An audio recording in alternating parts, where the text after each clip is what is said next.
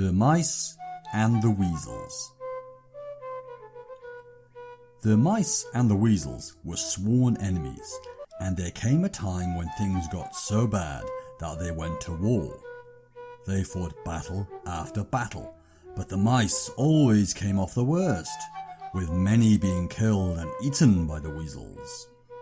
At last, the mice realised that they were near to being defeated once and for all, so they called a meeting to discuss if there was anything they could do that they had not already thought of to avoid disaster.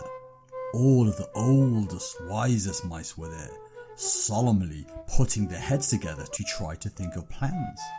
Then one old mouse got up to speak. "It's no wonder we are always beaten, for we have no generals to plan our battles and direct the movements of our troops in the field."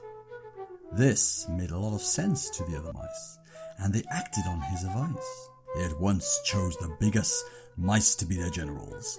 These mice, in order to be marked out as different from the foot soldiers, wore big helmets decorated with plumes of straw.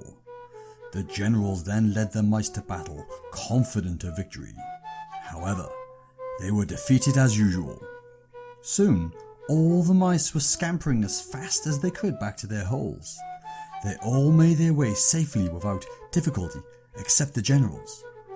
They couldn't squeeze into their holes because their helmets were too broad and the plumes of straw on top were too tall. They were left to the clutches of the weasels. Greatness carries its own dangers and punishments.